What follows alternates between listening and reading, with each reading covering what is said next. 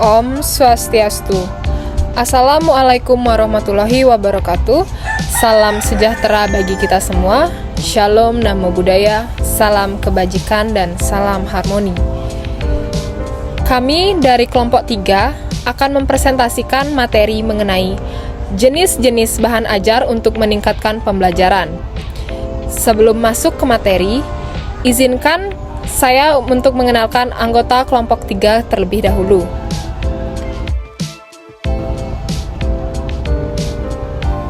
Yang pertama, ada Niluh Made Tania Putri Prabawati dengan NIM 2011031084. Yang kedua, ada Desa Gede Manik Lerianti Dewi dengan NIM 2011031148. Yang ketiga, ada Nimade Ari Sintia Dewi dengan NIM 2011031120. Yang keempat, ada Komang Nanda Cahyani dengan NIM 2011031144. Dan yang terakhir ada Nikadek Gita Widiantari dengan NIM 2011031112. Untuk materi selanjutnya akan dilanjutkan oleh rekan saya.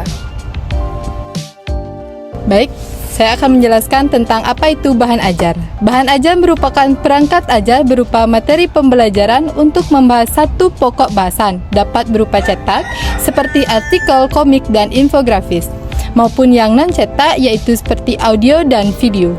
Bahan ajar dirancang untuk menjadi alat bantu dalam pembelajaran terkait topik atau materi tertentu.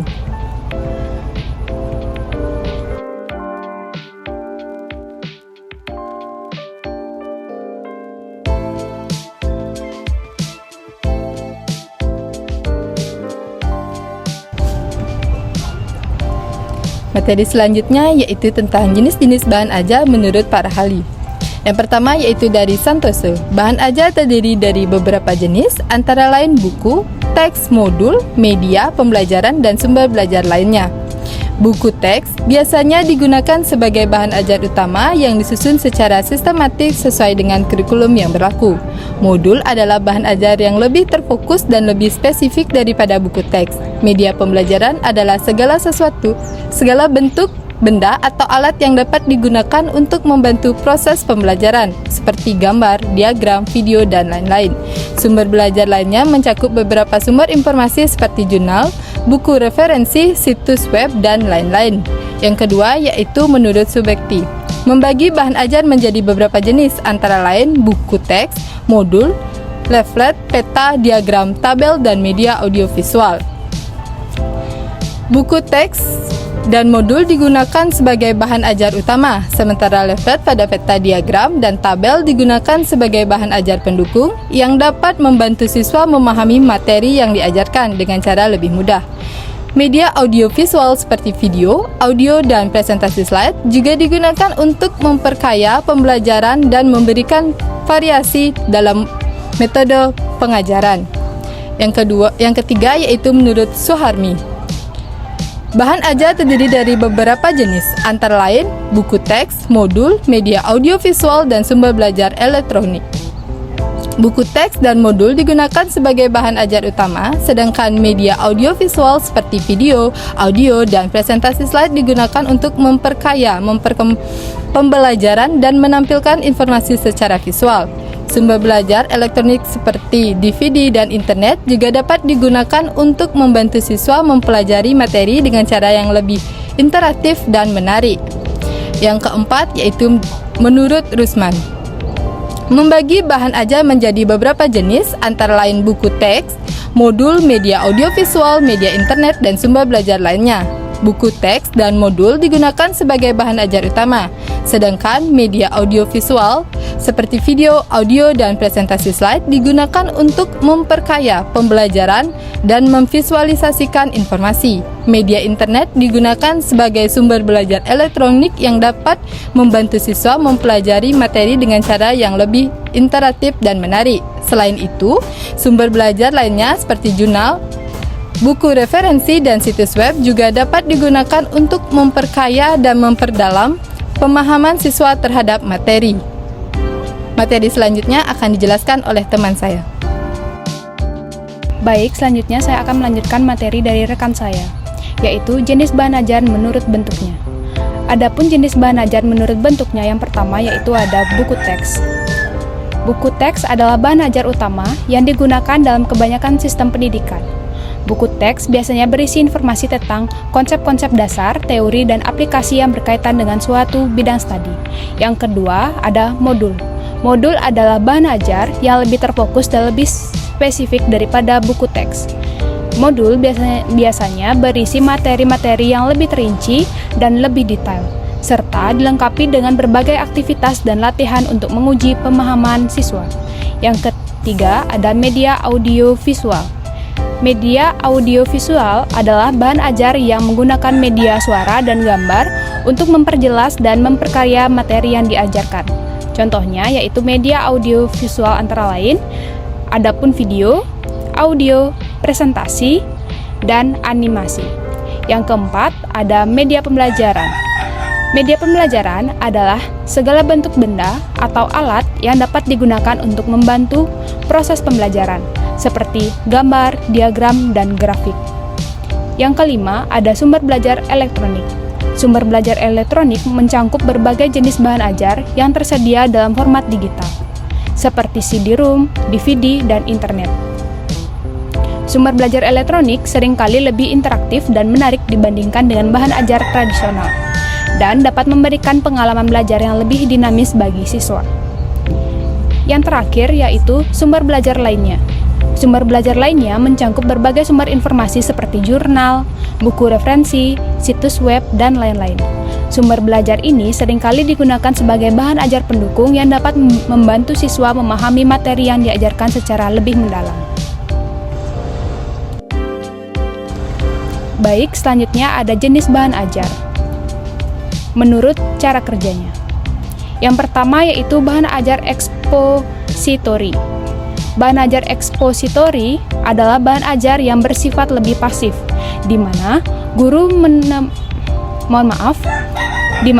memaparkan informasi atau konsep secara langsung kepada siswa.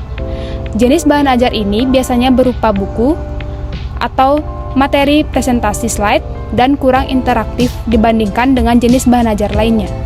Yang kedua ada bahan ajar partisipatif, di mana bahan ajar partisipatif adalah bahan ajar yang memungkinkan siswa untuk aktif terlibat dalam proses pembelajaran.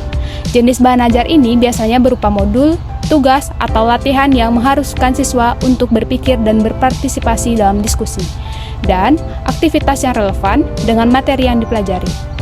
Yang ketiga, ada bahan ajar investigatif.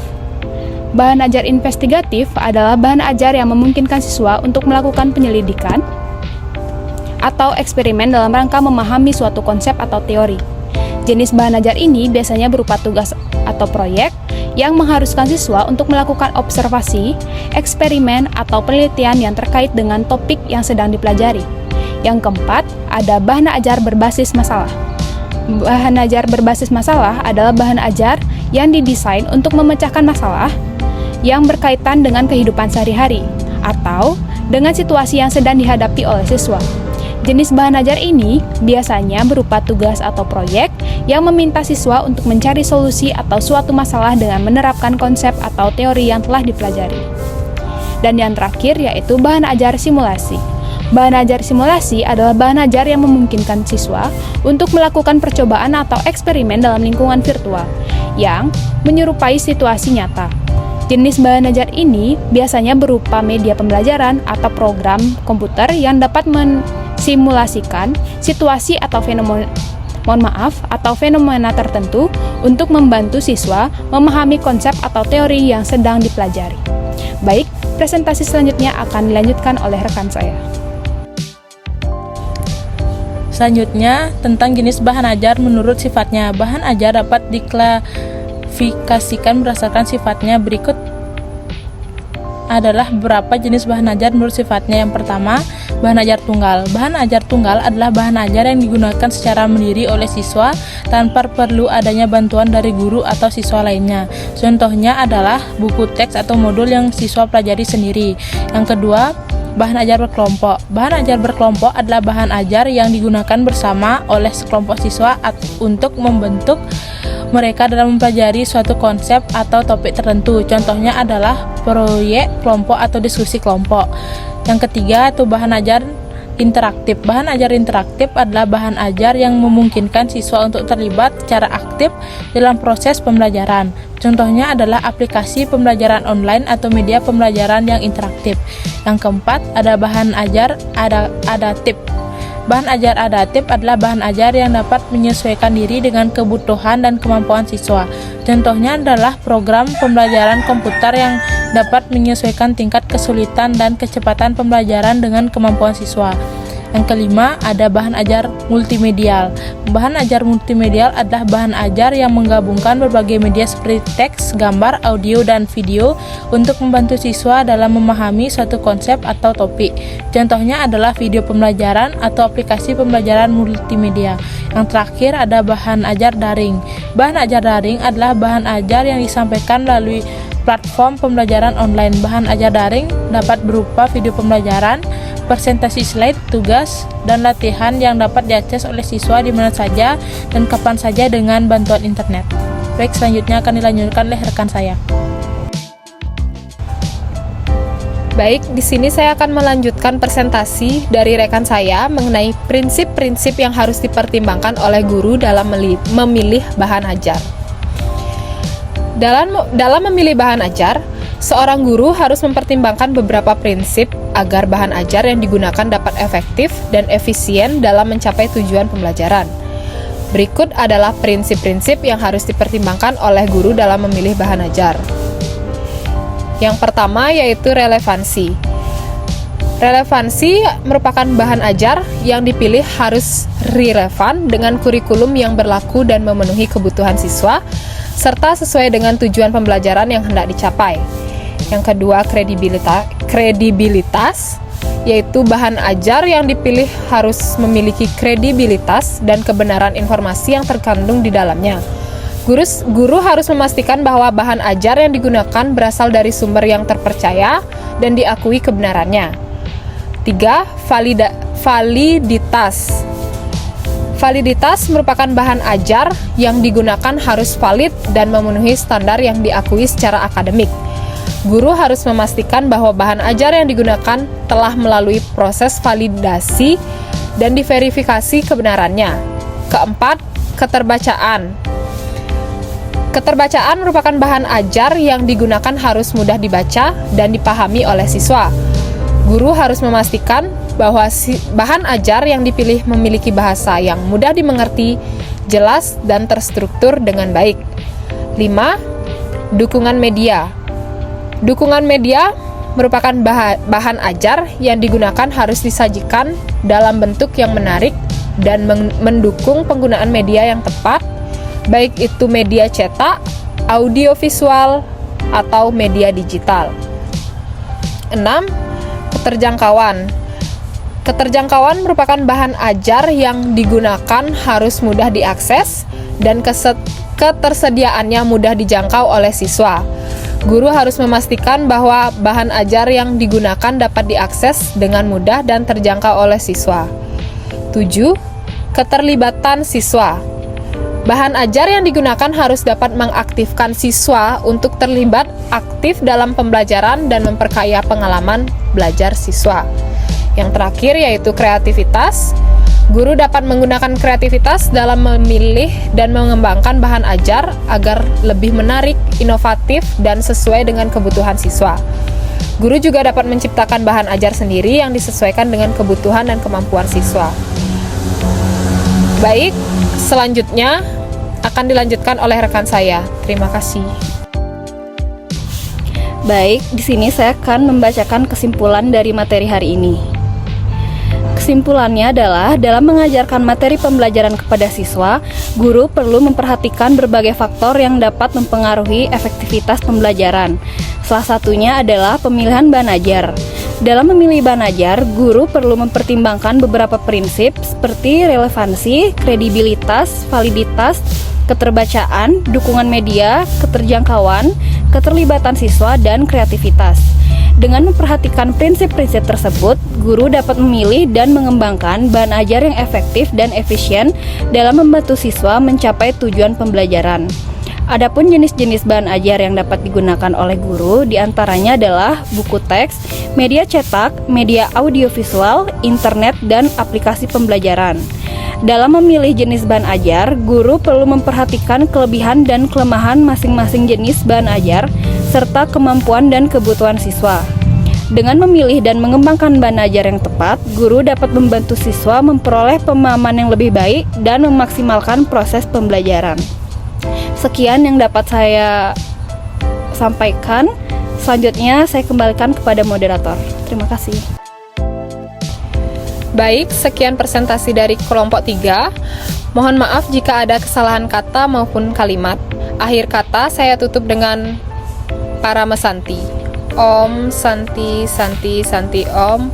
Assalamualaikum warahmatullahi wabarakatuh. Salam sejahtera bagi kita semua. Shalom, nama budaya, salam kebajikan, dan salam harmoni. Terima kasih.